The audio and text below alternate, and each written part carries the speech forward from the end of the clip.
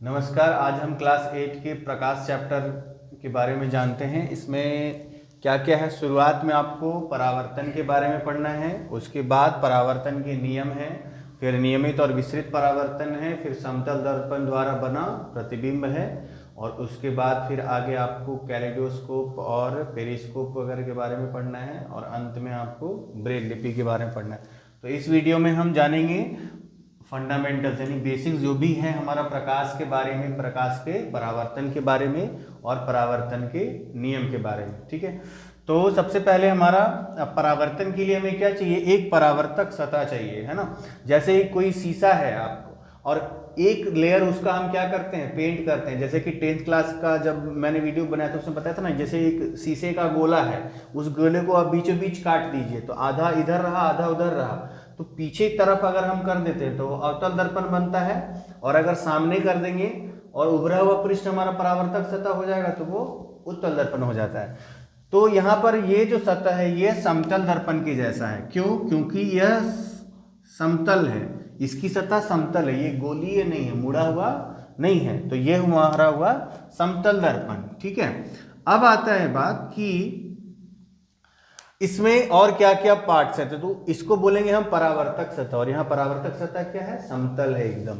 ठीक है, तो जो प्रकाश की किरण आ रही है पड़ने से पहले, है ना, तो यानी कि इस पर आने से पहले की जो किरण है वो कहलाएगी आपतित किरण। और परावर्तन क्या होता है कि हम जानते हैं कि परावर्तन हमारा जब आपतित किरण आती है तो उसकी दिशा बदल जाती है, या तो उसी दिशा में लौट जाएगी, या तो उसी डायरेक्शन में वापस हो जाएगी, या किसी दूसरे दिशा में चली जाएगी, आर पार नहीं होगी। तो ऐसे केस में हम क्या बोलते हैं, उसको परावर्तन कहते हैं। तो जो किरणें सतह पर आ रही हैं और टकरा के अपनी दिशा बदल ले रही हैं, है ना, जैसे कि यहाँ पर है, ये तीर ऐसे दिखाते हैं, जैसे इधर आ रही है किरण, इधर से आके टकरा कर वापस इधर जा रही है, तो जो किरण आ रही है उसे हम कहेंगे आपतित किरण, है ना। अगर इंग्लिश में बोलें तो यह इंसिडेंट रे होता है, इंसिडेंट रे, है ना। और जो यहां से परावर्तित होकर जा रही है ना, यानी कि टकरा के जब वापस जाती है, इसको हम क्या कहेंगे, परावर्तित किरण। तो इसको इंग्लिश में कहते हैं रिफ्लेक्टेड रे, है ना, रिफ्लेक्टेड रे। तो ये हुआ हमारा आपतित किरण और परावर्तित किरण। अच्छा, बीचों बीच एक हमारा होता है अभिलंब, जो कि काल्पनिक है, यानी कि वहां पर होता नहीं है, केवल हम मान लेते हैं कि बीचों बीच एक अभिलंब होता है, जो कि क्या होता है, इस सतह के परपेंडिकुलर यानी कि लंबवत खड़ी एक रेखा है। किसके लंबवत? परावर्तक सतह की, जो ये लंबवत है। ठीक है, तो ये अभिलंब हुआ ये लाइन, और ये क्या हुआ, आपतित किरण। तो अभिलंब से आपतित किरण के बीच का एक ये कोण बन रहा है ना, आई। तो यह आई कोण हमारा आपतन कोण है। अब आई क्यों लिखते हैं? क्योंकि इंसिडेंट एंगल उसको इंग्लिश में बोला जाता है आई से, इसीलिए आपतन कोण हुआ। और जब यह परावर्तित होकर किरण जाती है तो परावर्तित किरण और अभिलंब के बीच के कोण को कहते हैं परावर्तन कोण। तो यानी कि एक ही किरण जो टकरा के लौटी उसमें दो कोण बने, पहला कौन सा, आपतन कोण, दूसरा परावर्तन कोण। और आपतित किरण के साथ बनेगा अभिलंब का कोण, जो बनेगा वो कहलाएगा आपतन कोण, और परावर्तित किरण के साथ परावर्तन कोण। तो नाम में कंफ्यूजन नहीं होगा, आपतित किरण के साथ आपतन कोण और परावर्तित किरण के साथ परावर्तन कोण।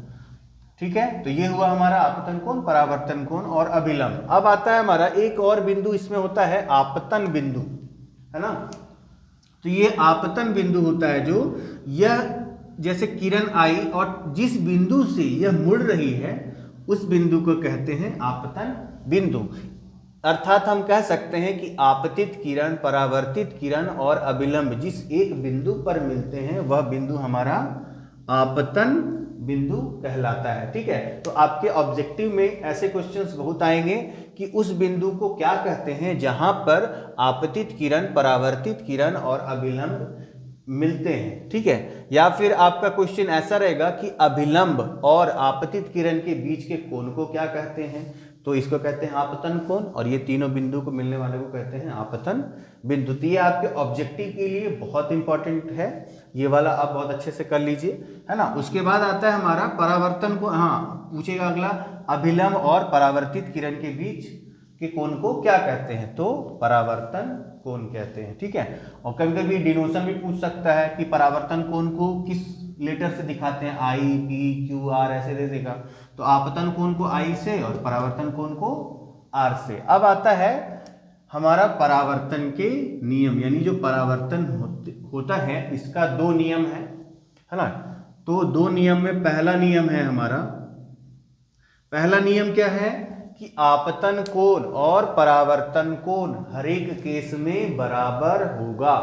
जैसे आई बराबर आर, यानी कि आपतन कोण हमेशा ही परावर्तन कोण के बराबर होगा, चाहे कैसा भी सतह हो। चाहे ये समतल सतह में मैं उबड़ खाबड़ भी कर दूं तो भी क्या होगा, हमारा परावर्तन कोण और आपतन कोण दोनों बराबर हो जाएगा। जैसे कि ऐसा है, अभी जैसे अगले वीडियो में हम लोग करेंगे नियमित और विसरित परावर्तन, तो उसमें हम जानते हैं, जैसे कि मान लिया यहाँ पे पड़ी आपतित किरण, अब ये यहाँ से ऐसे लौट गई, है ना, और यहाँ से अगर मैं इसके परपेंडिकुलर एक लंबवत अभिलंब डाल दूं तो ये दोनों कोण हमेशा क्या होगा, बराबर होगा, चाहे कैसा भी सतह हो, ठीक है।